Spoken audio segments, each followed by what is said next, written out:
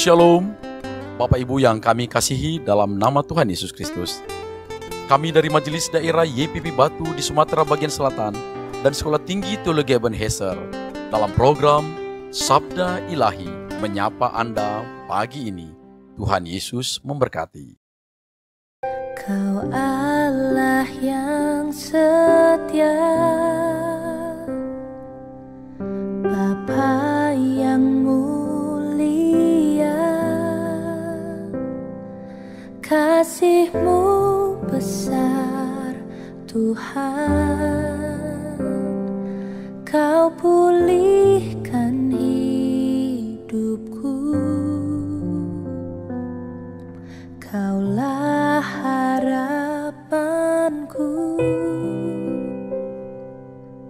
hidupku dalam-Mu. Terima kasih Tuhan, Kau selamatkan hidupku.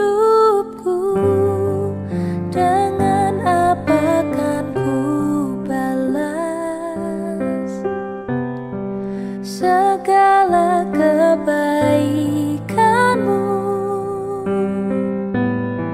Segenap hatiku menyembah-Mu, Yesus. Ku bersyukur padamu selamanya.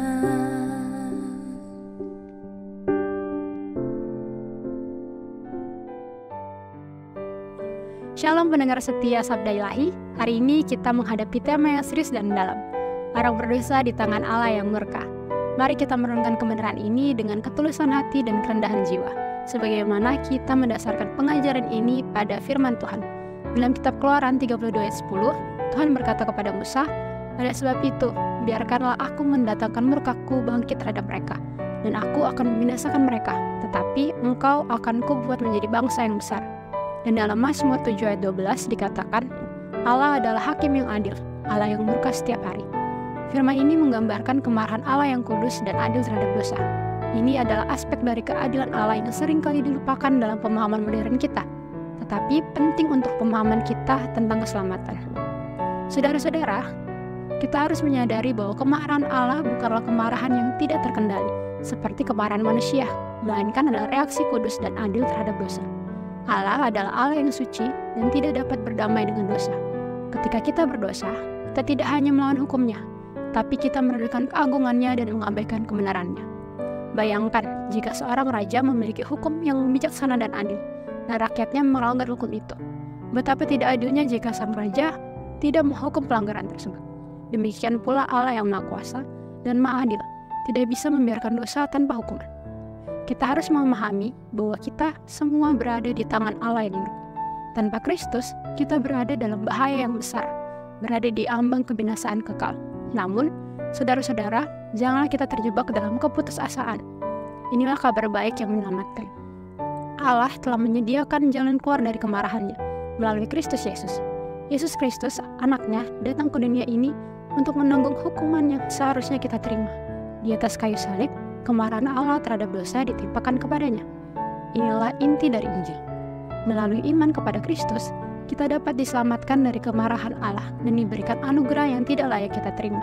Saudara-saudara, janganlah kita menganggap remeh kemarahan Allah. Ini adalah panggilan untuk bertobat dan percaya kepada Kristus. Marilah kita berseru kepadanya dengan tulus, mengakui dosa kita dan meminta ampun. Hanya melalui Yesus kita dapat diselamatkan dari murka Allah dan menikmati keselamatan yang kekal. Amin. Mari kita berdoa. Tuhan Yesus, kami mengakui kemarahan-Mu yang adil terhadap dosa. Kami bersyukur atas pengorbanan Kristus yang menanggung hukuman kami. Berikanlah kami hati yang penuh pertobatan dan iman, agar kami selamat dari murka-Mu. Dalam nama Yesus kami berdoa dan mengucap syukur, haleluya. Amin. Dengan apa kan ku balas segala kebaikan-Mu? Segenap hatiku menyembah-Mu, Yesus. Ku